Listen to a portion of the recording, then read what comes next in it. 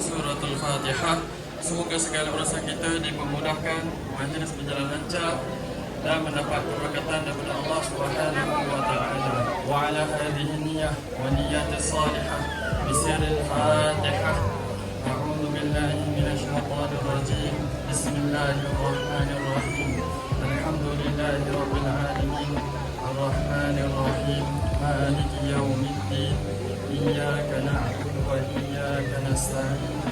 اهدنا الصراط المستقيم صراط الذين أنعمت عليهم غير المغضوب عليهم ولا الضالين آمين. أعوذ بالله من الشيطان الرجيم.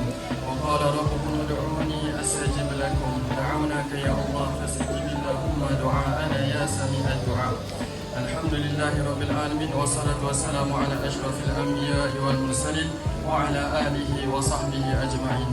Alhamdulillah, bersyukur kita kehadrat Allah Subhanahu wa taala kerana dengan izinnya dapat kita berkumpul pada pagi ini dalam acara majlis Hari Sukan 2026.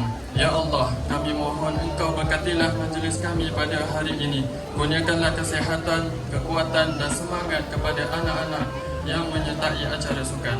Ya Allah, jadikanlah hari ini hari yang menyeronokkan, penuh kegembiraan dan semangat persahabatan. Jauhkanlah anak-anak kami daripada sebarang kecederaan dan perkara yang tidak diingini.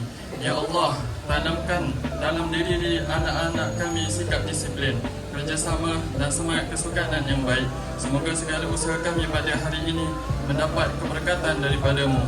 Ya Allah, perbaikilah urusan agama kami kerana ia adalah pengawal kehidupan kami. Ya Allah, perbaikilah urusan dunia kami kerana di sinilah kami menjalani kehidupan kami. Ya Allah, perbaikilah urusan akhirat kami kerana di sanalah kami dikembalikan.